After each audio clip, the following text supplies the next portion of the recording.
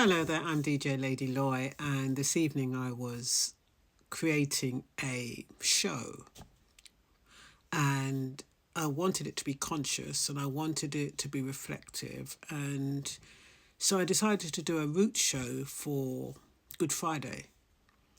And as I was picking up the roots tracks, there was a lot of tracks talking about going back to Africa and repatriating, and it made me think, how feasible is it? And so I wanted to, I just wanted to do a quick, very simplified story about what's involved. So, sometimes black people who live in places like the UK or USA talk about going back to Africa. And we all know that idea is called repatriation. It means returning to a place our ancestors originally came from. It is vocalized very simply, but you can't just pack a suitcase, leave the West and go home, because we know that the reality of it is more complex than that. There's a lot of legality and systems and immigration rules and stuff like that. But anyway, when you think of, I'm going back to Africa, Africa's not just one country, it's made up of more than 50 countries. Each one has its own language, its own cultures, food, music, way of life.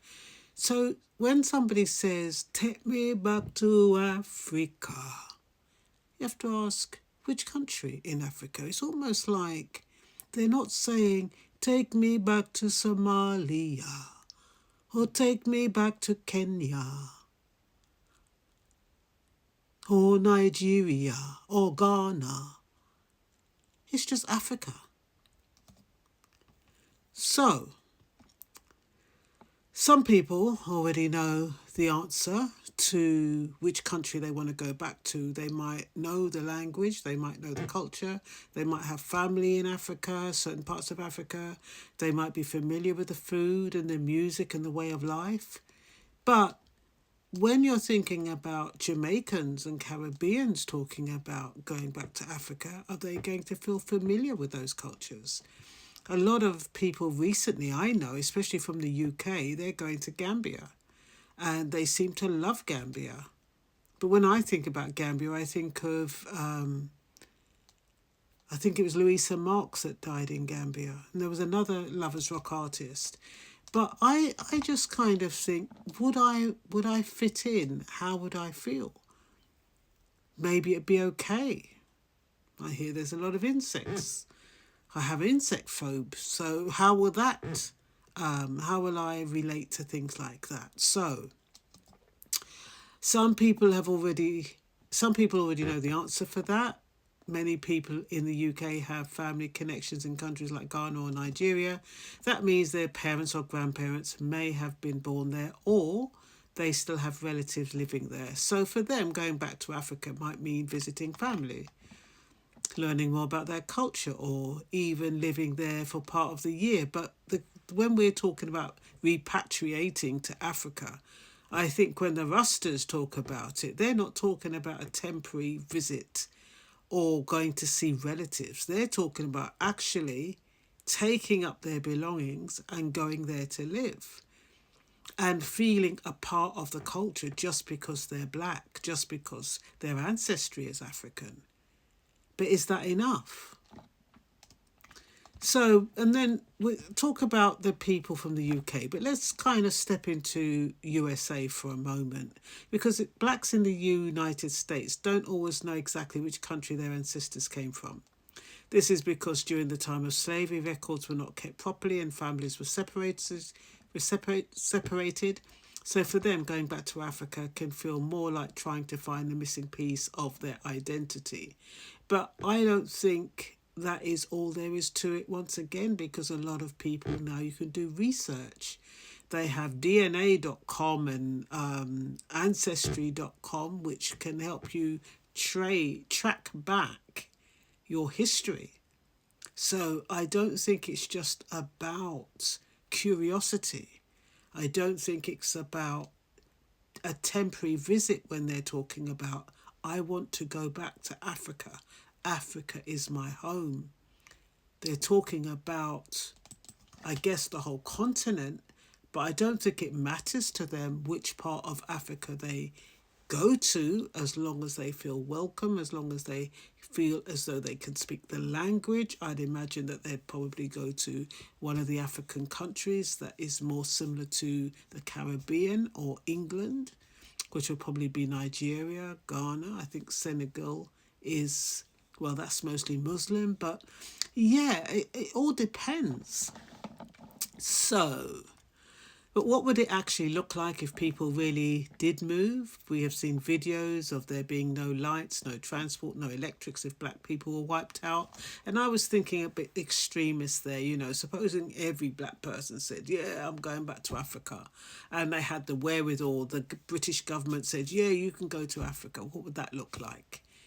What would it look like after black people had gone? But we're not talking about that. We're just talking about a repatriation, and that takes a process. That is a process. You don't just pack your suitcase and leave. So it wouldn't be millions of people leaving at the same time. That's the first thing. What else? It's not the way life works. People have jobs. They go to schools, they have homes, they have family where they already live. So moving to another country takes money, takes planning and permission through visas and citizenships. So what will happen instead is something more gradual. People might travel there first, others might buy property or start a business. Some might live there part of the time just to get used to it, because I think you're allowed 6 months in the country and 6 months out. And a lot of these African countries is visa free anyway, I believe, if you're British. So some might live part of the year in one country and part in another. And over time, they can kind of build small communities and get used to the culture, get used to the people, and see whether or not it's somewhere where they want to repatriate to. Now, let's talk about something that people don't often expect, and that's what I experienced when I went to Jamaica. I thought I was Jamaican, I'm talking the patois, and I've got the colours, and yeah, I'm Jamaican. But when I went there, they said, you ain't Jamaican, you're a bloody foreigner, you're a tourist. And I felt really hurt, because I thought, my mum's Jamaican. I thought I sounded Jamaican, but I wasn't Jamaican.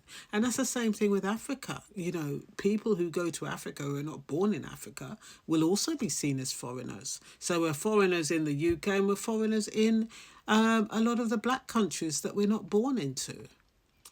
So that means people there may recognise that they're not from that place originally, even though they share the same skin colour. This can be surprising. Some people expect to feel like they instantly belong, but instead they realise that culture is about, well, it's more than appearance. It includes language, habits, traditions, and ways of thinking. For example, the way people greet each other, how they speak to elders, how time is organised, or even how business is done can all be different. So moving to Africa is not just going home, it's learning a new way of living. So when we think about black British people, like I said, they often have more recent connections to specific countries. They might already visit regularly or speak the language. So if they decide to live there, the change can feel smaller, even though it takes some adjustment. Another important part is how it affects the countries people move to. If new people arrive with money, skills or business ideas, that can be very helpful. It can create jobs, build schools and support new projects. But sometimes there can also be challenges. For example, a lot of people move into one area, house prices might go up. So finally, for many people, repatriation may not always be moving permanently, even though I believe that is the idea that they do. It can mean about learning about history, building connections with African countries, visiting regularly, and supporting businesses or communities. So repatriation is not just a simple journey. It involves history, identity, culture, and real life decisions. It looks different for different people, and it takes time. And more importantly, it reminds us that where we come from is important, but so is understanding where we are and how we connect with others. So that's all I really wanted to say about repatriation.